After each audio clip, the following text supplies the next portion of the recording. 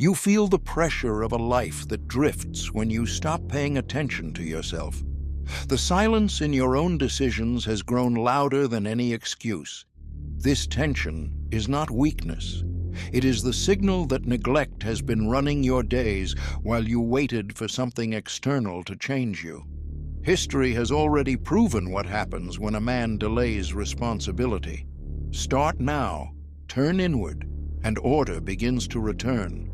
Lesson 1. To fix your life and start now, you must first accept the weight of turning your attention inward, because focusing on yourself is not indulgence, it is responsibility.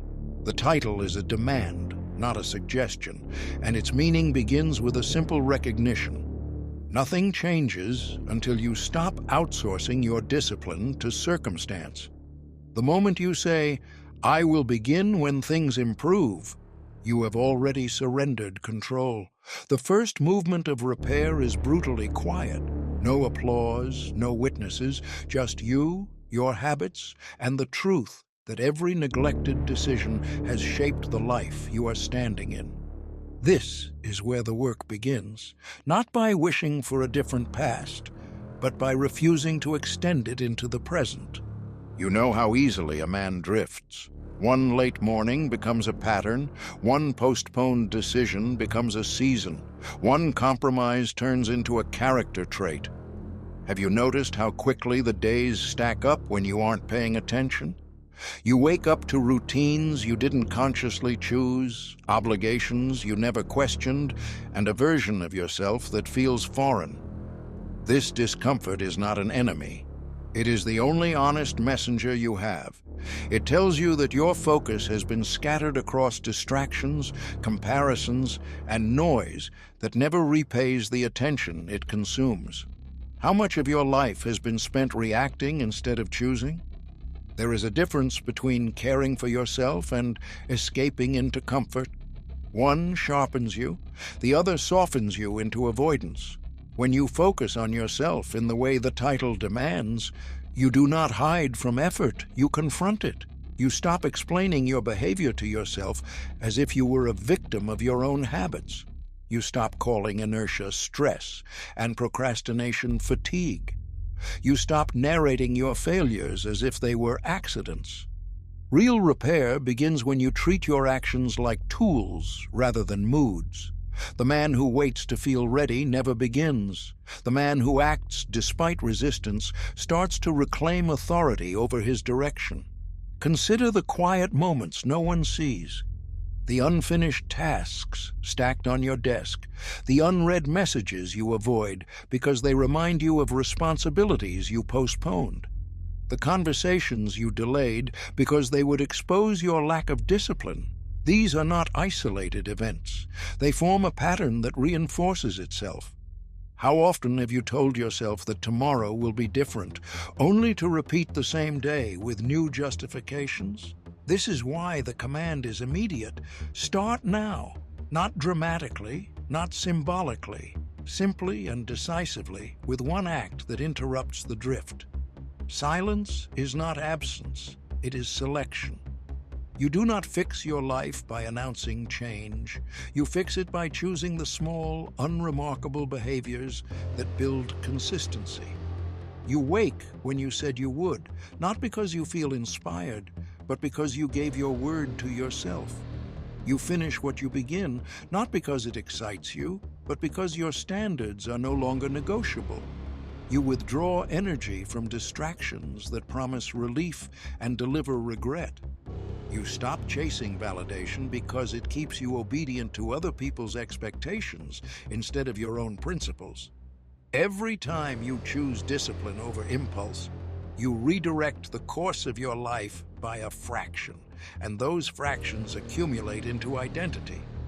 The truth no one wants to hear is that your life reflects what you repeatedly tolerate from yourself, not what you intend, not what you dream about, not what you claim to value, what you tolerate. Look at your environment, your habits, your routines. They are the mirror you have avoided. Does the man you see act with intention, or does he drift through obligations he never fully owns? This is not about shame. It is about accuracy. Without accuracy, there is no foundation strong enough to support change. Without ownership, there is no anchor strong enough to hold you in place when resistance reappears. Starting now is not a dramatic turning point. It is a quiet line drawn internally. No celebration, no announcement, just a refusal to continue postponing the confrontation you've been delaying. You recognize that time will not bargain with you, that energy spent on excuses will never return, and that the only path forward begins where you stop negotiating with your own avoidance.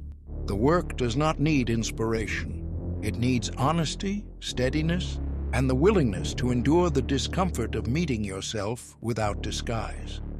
Lesson 2. To fix your life and start now, you must confront the uncomfortable truth that focusing on yourself requires withdrawal before it produces growth. The title demands immediacy, but immediacy does not mean speed. It means refusal to delay. When you turn inward, you do not add more noise to your life.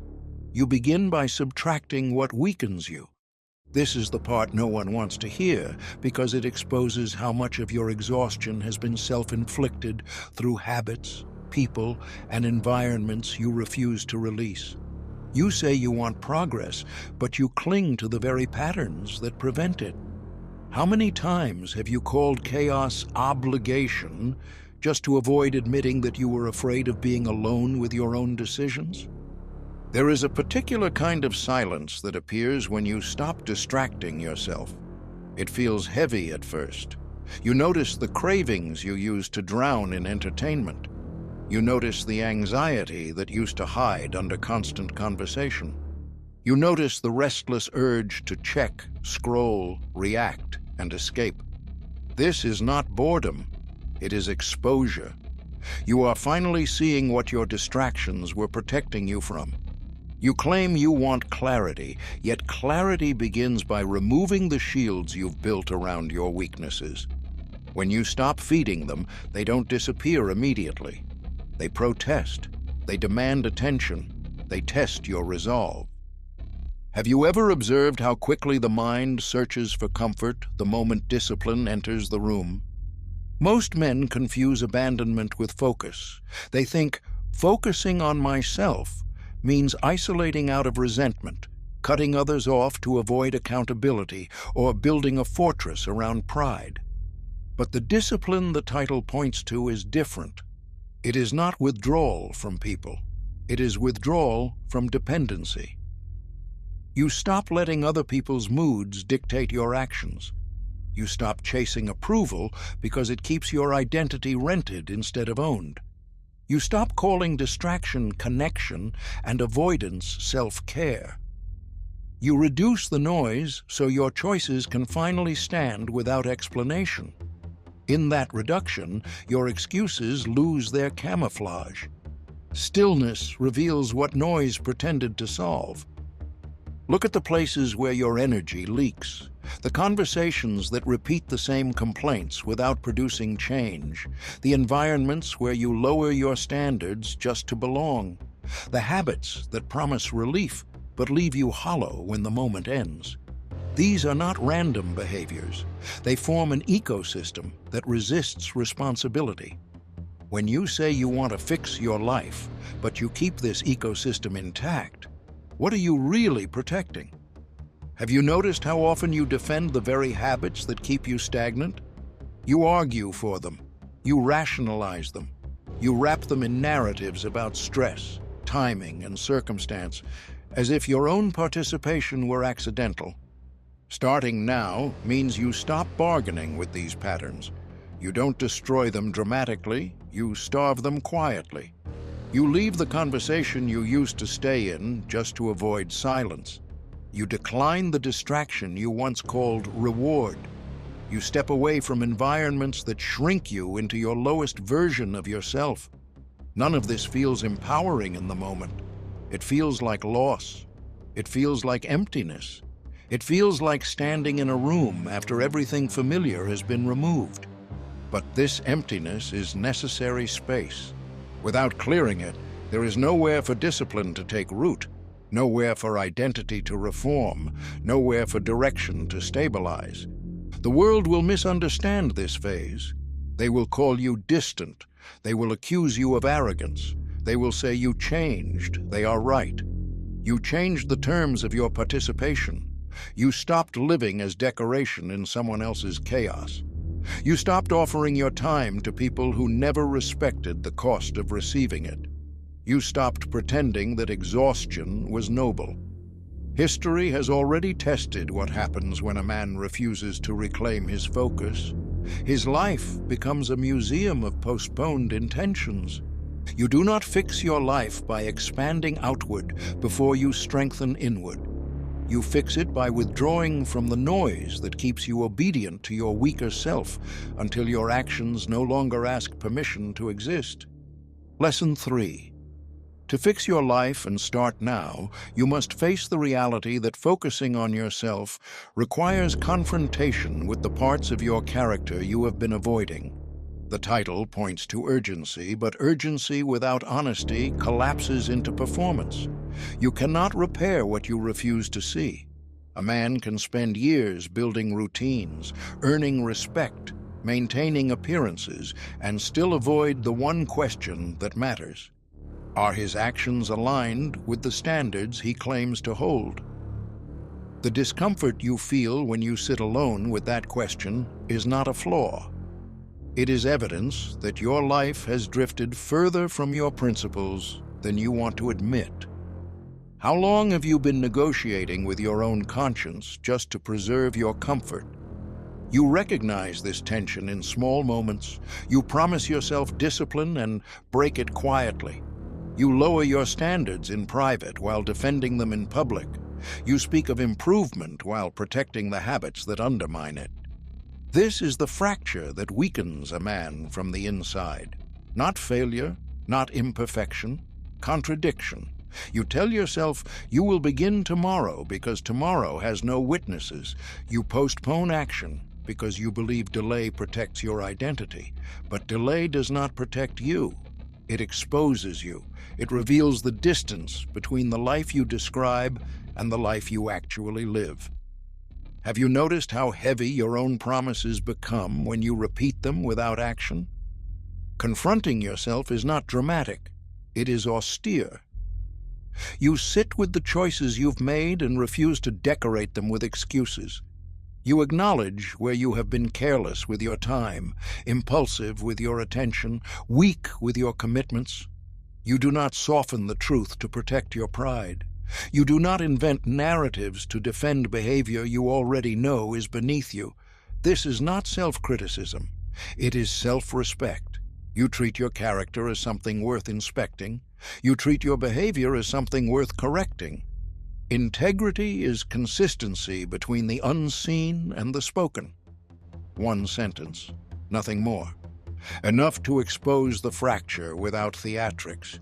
Look closely at the situations where you repeatedly fail yourself, the late mornings that reshape your day before it begins, the habits you revisit when discipline becomes inconvenient, the words you use to disguise avoidance as fatigue, distraction as relief, indecision as caution. These patterns do not simply appear, they are cultivated through repetition. You have rehearsed them so often that they feel like personality rather than choice. When you say you want to fix your life, but you protect these rehearsals, what are you defending? Is it comfort, or is it an identity built on avoiding responsibility? Starting now means you stop protecting the weaker parts of yourself from scrutiny. You bring them into the light and refuse to romanticize them. You acknowledge that certain tendencies have made you unreliable to your own intentions. You admit that some of the frustrations in your life are not tragedies of circumstance, but consequences of undisciplined patterns you allowed to mature. This admission does not diminish you. It strengthens you because it returns authorship to your hands. You are no longer a spectator in your own decline. You become the examiner of your direction. This confrontation will not feel empowering. It will feel exposing. You will see the distance between who you are and who you could have been if you had acted sooner. You will feel the weight of opportunities you neglected and time you cannot recover. Do not escape that feeling. Endure it. Let it sharpen your clarity instead of drowning it in distraction. Time has already proven what happens when a man refuses to examine himself. His life becomes a repetition of the same lessons disguised as new circumstances. To fix your life and start now is to accept that repair begins where accuracy replaces illusion and where your reflection no longer needs justification. Lesson 4. To fix your life and start now, you must understand that focusing on yourself requires the discipline of restraint long before it produces visible progress. The title is not about dramatic transformation. It is about the quiet refusal to repeat the behaviors that have already weakened you. Most men want improvement to feel powerful. They want momentum, motivation, intensity. But real repair does not begin with movement. It begins with stopping. Stopping the reactions that drain you, stopping the impulses that dilute your direction, stopping the reflex to escape discomfort instead of learning to endure it. Have you noticed how quickly your mind searches for distraction the moment stillness forces you to face your reality? There is a cost to restraint that few are willing to pay. You will feel the pull of habits that once gave you relief. You will sense the weight of time pressing against your patience. You will be tempted to chase stimulation just to feel alive again. But life does not collapse because of what you lack. It collapses because of what you refuse to stop indulging. Every time you react instead of observe, you strengthen the very impulses that built the life you now want to fix. You say you want progress, yet you protect the behaviors that sabotage it. Why do you call them harmless when they repeatedly cost you stability? Restraint is not suppression, it is selection. You are not denying yourself pleasure. You are refusing to be owned by it. You are not rejecting emotion. You are refusing to let it command your direction. You are not avoiding action. You are refusing to act without intention. This difference is subtle, but decisive. A man who restrains himself is not passive. He is composed. He acts on principle rather than appetite. He resists the urge to prove himself, to defend himself, to announce his progress, because he understands that validation is a leash disguised as approval. Power is not expression. Power is containment. Consider the situations where you lose discipline most easily, the arguments where you speak just to protect your pride, the temptations you revisit when you feel tired or unseen, the impulses that promise relief and leave you emptier than before. Each of these moments exposes whether you are building strength or rehearsing weakness. When you give in, you teach your mind that discomfort must be escaped rather than endured. When you restrain yourself, you teach your mind that discomfort can be carried without negotiation. Which lesson have you been practicing daily? Starting now means accepting that restraint will feel like absence before it reveals its value. You will have fewer distractions to hide inside. You will have fewer excuses to point toward. You will feel exposed in your own silence. This sensation is not loss. It is the return of awareness. Without restraint, your life becomes a series of reactions strung together by regret. With restraint, your life becomes grounded, even before it becomes impressive. Stability arrives quietly, one withheld impulse at a time. Others may misinterpret this discipline. They may call you cold, distant, detached. They will not see that restraint is not withdrawal from life, but alignment with direction. You are no longer available to urgency that does not serve you. You are no longer responsive to provocation that leads nowhere. You are no longer shaped by moods and appetites that once dictated your choices. Time has already proven that a man governed by impulse eventually loses authority over his own life.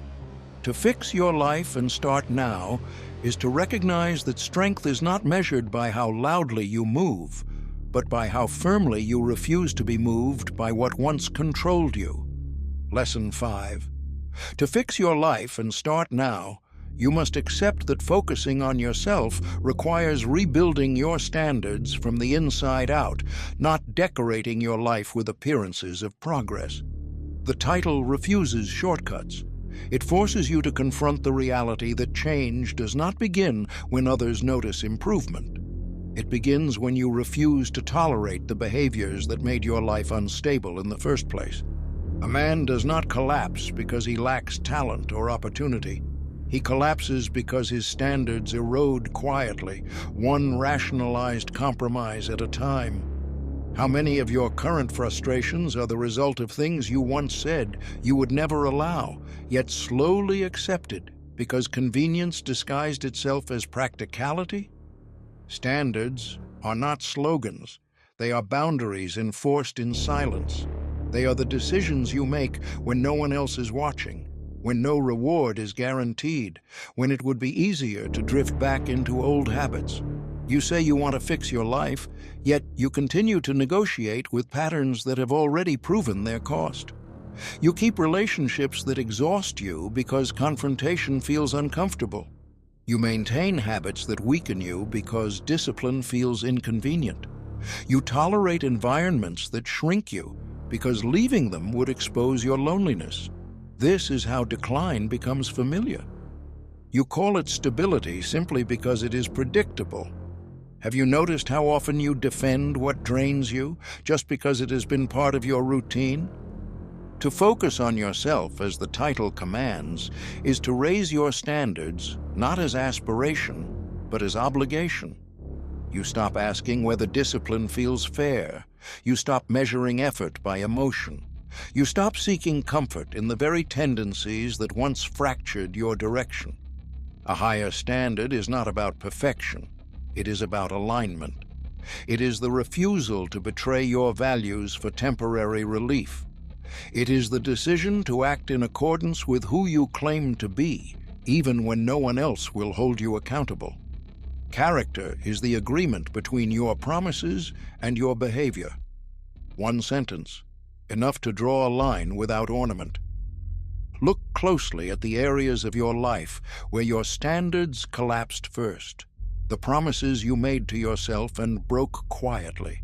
The routines you abandoned the moment resistance appeared. The disciplines you once protected, now treated as optional.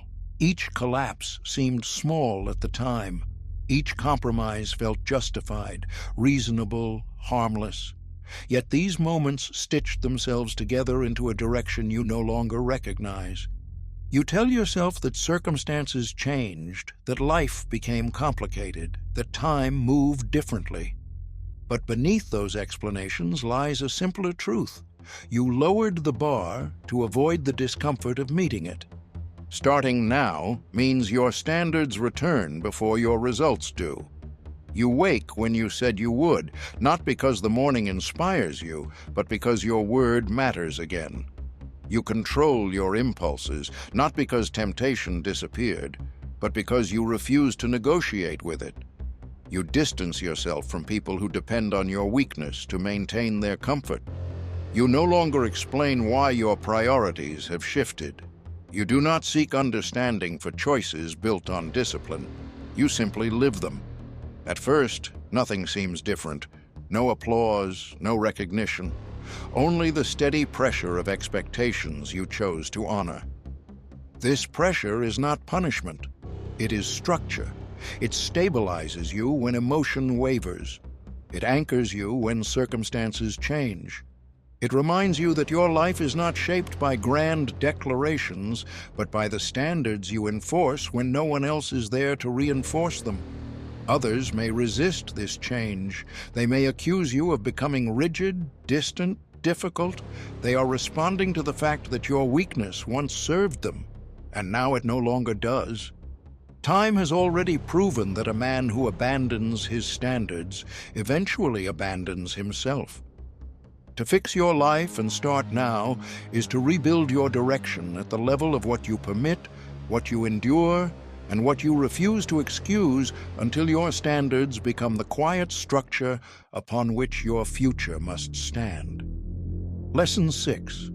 To fix your life and start now, you must understand that focusing on yourself means reclaiming ownership of your time, because your life will never change while your hours belong to distraction, obligation, and reaction. The title demands immediacy, and immediacy lives inside the minutes you repeatedly surrender.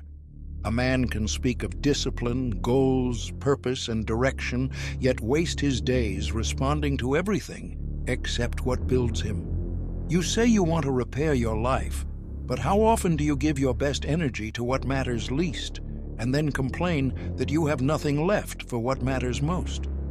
Look at the pattern honestly. You drift not because fate is against you, but because you allow your attention to be rented out to noise that does not repay the debt it creates. There is a silent cost to every hour that passes without intention. You convince yourself that small distractions are harmless because they arrive wrapped in convenience. You tell yourself you will start after one more scroll, one more conversation, one more moment of relief. But those small moments form chains. They do not feel heavy until you try to move. Have you noticed how quickly time disappears when you refuse to direct it, and how slowly progress arrives when you finally attempt to reclaim it? You call it busyness. In truth, it is avoidance disguised as participation in your own life. You fill your schedule so you do not have to confront your lack of direction. Focusing on yourself means treating time as a discipline rather than a sensation. You do not wait for motivation to decide what deserves your attention. You decide first, then you act, especially when you do not feel like acting. This is the threshold most men never cross. They want change to feel inspiring.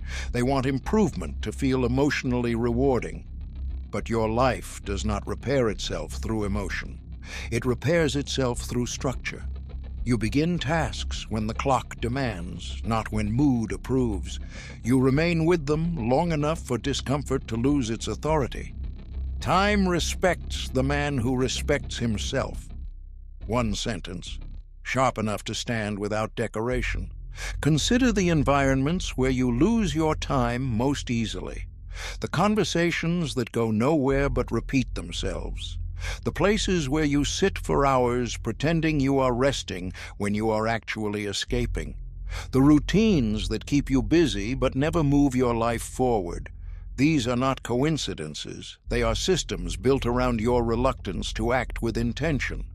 When you say you will fix your life but continue to live inside those systems, what are you preserving? Who benefits from your lack of priority? Why do you protect the very distractions that have already proven they weaken you? Starting now requires a shift that no one else will celebrate. You begin to guard your mornings instead of surrendering them. You create boundaries around your focus, even when others call it selfish. You choose tasks that build stability over activities that provide stimulation. You refuse to explain why your time is no longer available to every request, every impulse, every invitation. This will feel harsh at first. You will sense the weight of silence replacing constant activity. You will confront the uneasiness of being alone with your work rather than entertained by endless noise. That uneasiness is not emptiness. It is the return of agency. People will misunderstand this change. They will insist that you have become distant, that you no longer participate the way you used to, that you care less. What they are witnessing is not withdrawal. It is alignment. You stopped giving away the resource that determines the direction of your life. Time has already proven that the man who does not own his hours does not own his future. To fix your life and start now is to reclaim your attention minute by minute, until your time no longer scatters itself across distractions that once disguised your unwillingness to begin. Lesson 7. To fix your life and start now, you must recognize that focusing on yourself requires withdrawing your identity from comparison, because as long as you measure your worth against other men, your actions will remain reactive instead of disciplined. The title demands immediacy, and immediacy collapses when you live through observation of others instead of responsibility for yourself. You call it awareness, ambition, competition.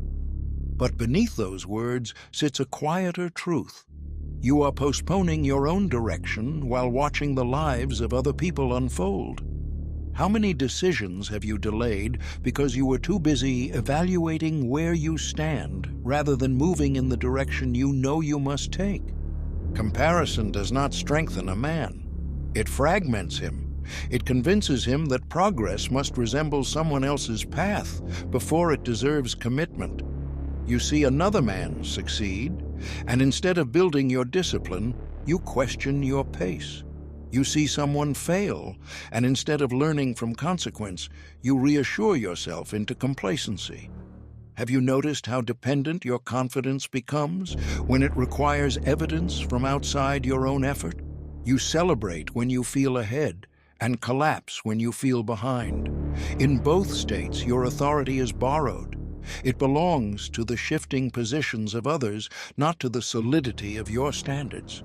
To focus on yourself, as the title commands, is to withdraw from this economy of comparison and return to the only scale that matters: the distance between who you are today and who your discipline requires you to become. You stop asking whether your progress is impressive. You ask only whether it is honest. You stop wondering how far others have gone.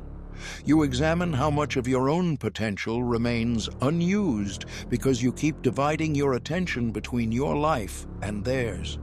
Direction is stronger than position. A single line, sharp enough to restore gravity to your priorities. Look closely at when comparison appears. It arrives when you feel uncertain, when your progress is slow, when your discipline feels heavy and unacknowledged.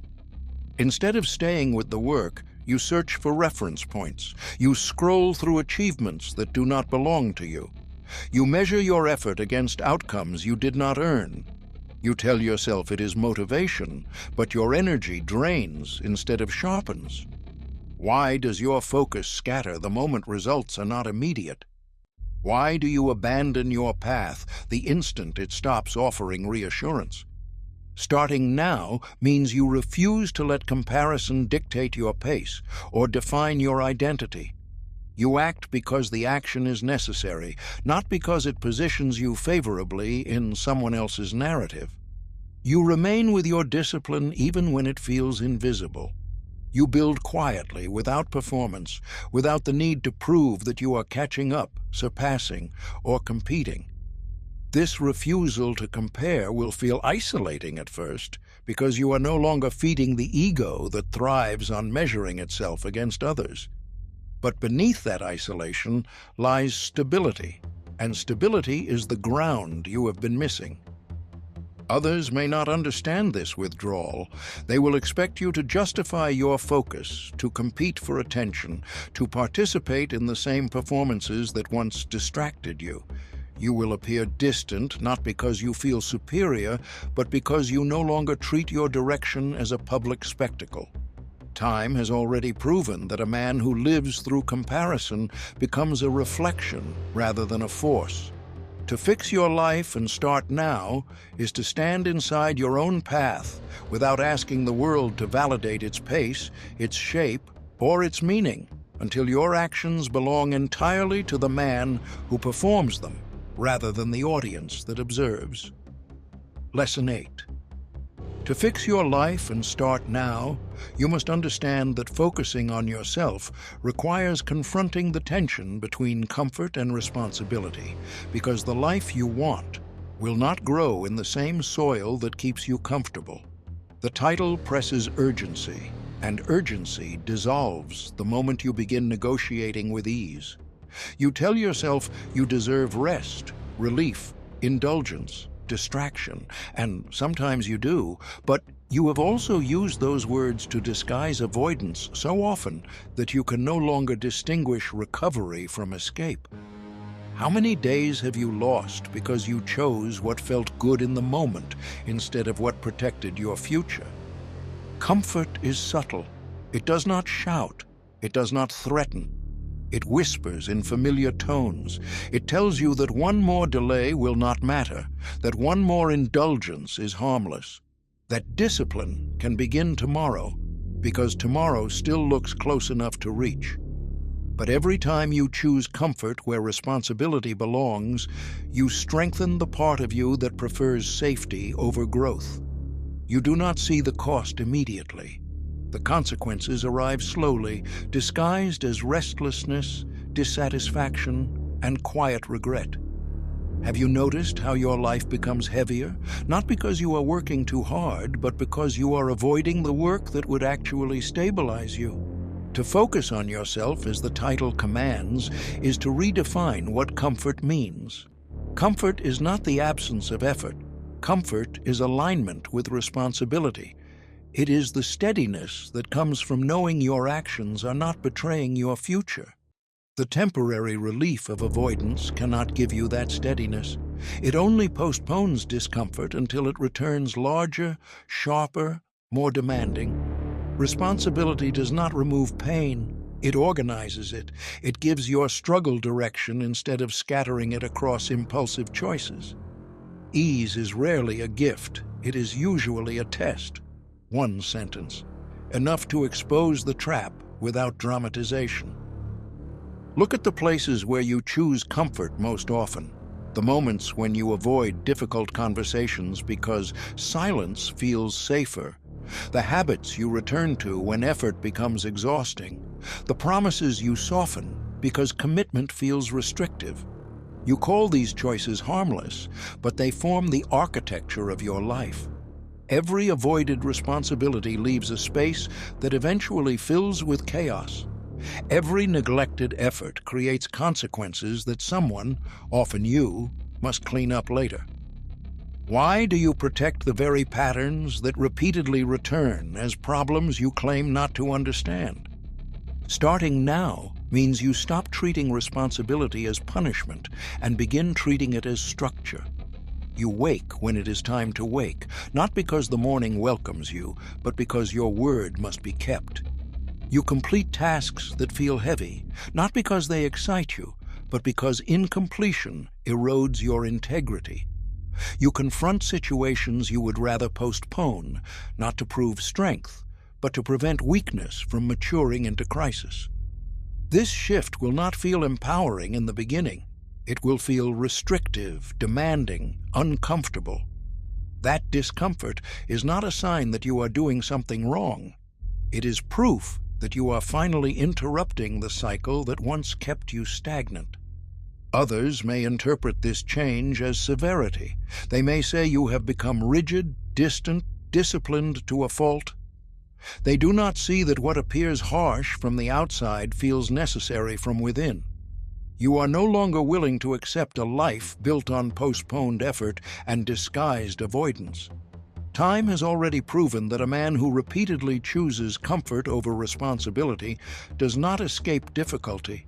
He only delays it until it arrives with interest.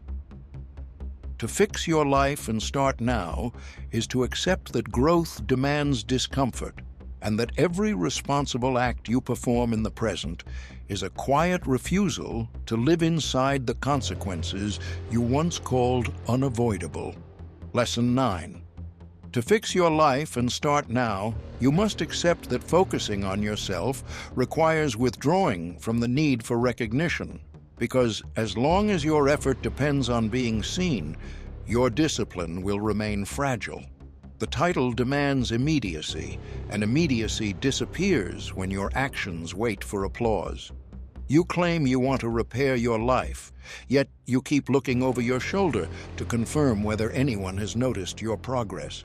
You begin routines with intensity, but the moment they become quiet, unseen, and unrewarded, your momentum fades. Have you noticed how often your consistency collapses when appreciation is absent? Recognition is seductive because it disguises dependency as motivation. You tell yourself that praise confirms you are on the right path, but beneath that argument lies a quieter confession. You do not fully trust your own standards. You rely on reactions to validate your direction. When others approve, you feel disciplined.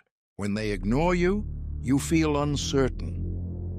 This is not strength, it is instability. Your life cannot be rebuilt on attention borrowed from external observers. Validation is a leash worn willingly. One line, sharp enough to reveal the cost without ornament. To focus on yourself, as the title commands, is to shift from performing improvement to inhabiting it. You stop shaping your actions around visibility. You stop choosing tasks based on how impressive they appear. You stop announcing your discipline as proof of transformation. Instead, you begin to repair your life in silence, where the work has no audience and the only witness is your conscience. This silence exposes something uncomfortable. How much of your effort has existed not for growth, but for perception? How many decisions have you made because they were meaningful, and how many because they looked meaningful when spoken aloud? Look carefully at the places where recognition governs your behavior, the goals you pursue because they sound admirable, the commitments you abandon when praise fades, the routines you maintain only while others are watching. You call these habits ambition, productivity, dedication. But when applause disappears, so does your effort. Why must your improvement be validated to continue?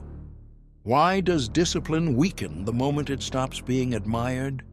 What does that reveal about who you are working for? Starting now requires a different kind of strength. You begin to act without broadcasting. You build structure without explanation. You commit to standards that no one else will ever congratulate you for holding. Your mornings become disciplined, not because anyone knows you woke early, but because integrity demands it. Your choices become consistent not because they enhance your image, but because they align with the man you are attempting to become. This kind of progress feels quiet to the point of invisibility. It offers no applause, no narrative, no performance, only steadiness. At first, this steadiness feels empty. You may question whether change matters if no one notices. You may feel unseen, unrecognized, unacknowledged, but that absence is not loss, it is purification. It strips your discipline of ego until only intention remains. In that silence, you learn whether your desire to fix your life is real or decorative. You discover whether your effort belongs to your values or to your image. Others may misunderstand this withdrawal from recognition. They may accuse you of becoming distant, reserved, detached from the world. They are witnessing a shift they cannot interpret. You no longer treat your life as a performance. You no longer ask for approval before acting. You no longer measure progress by applause. Time has already proven that a man who depends on recognition for momentum eventually collapses when the crowd turns away. To fix your life and start now is to build in silence, act without witness, and allow your discipline to exist independent of admiration, until your progress belongs entirely to the man who earned it rather than the audience who observed it. Lesson 10. To fix your life and start now, you must accept that focusing on yourself requires carrying the weight of solitude, because real change begins in the spaces where no one can assist you, soften the blow, or share the responsibility. The title demands immediacy, and immediacy brings you face to face with the truth that repair is not a collective effort. Others may support you, advise you, encourage you, but they cannot live your discipline for you. The path inward narrows until only you can walk it. This is the truth most avoid, because solitude exposes the gap between who you claim to be and who your actions reveal. How many times have you waited for reassurance, partnership, or approval before taking steps that you already knew were yours to make? Solitude is not loneliness. Loneliness comes from emptiness. Solitude comes from ownership. It strips away noise and forces you to confront the reality that your progress depends on decisions no one else can make on your behalf. You sit with the weight of your habits, your regrets, your unfinished efforts, and there is no one to blame, no one to distract you, no one to rescue you from yourself. This clarity feels heavy because it removes the escape routes you once used to justify inaction. Have you noticed how quickly you reach for conversation, entertainment, or activity the moment silence begins to reveal your responsibility?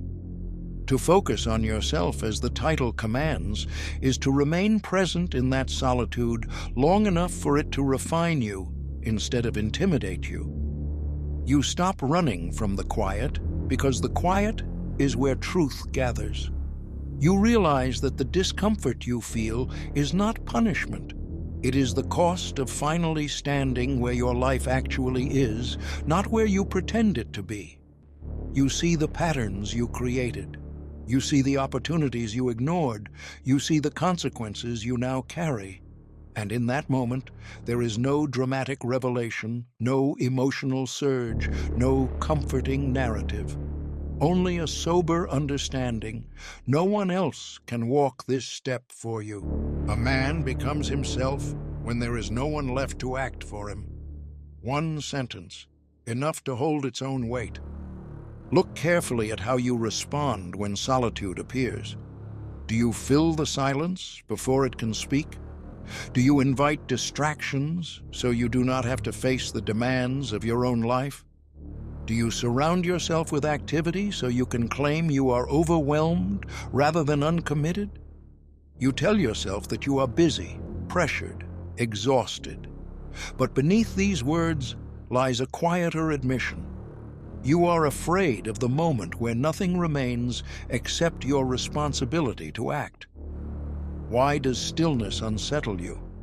What part of your life feels too fragile to face without noise protecting it? Starting now means you stop using company, conversation, and constant stimulation as shields against accountability. You learn to sit with your work, your plans, your failures, your direction, without seeking escape. You wake, you act, you continue, not because anyone else is beside you, but because your life requires it. This kind of independence does not feel empowering at first. It feels stark. It feels unadorned. It feels like standing on solid ground after years of leaning on unstable supports.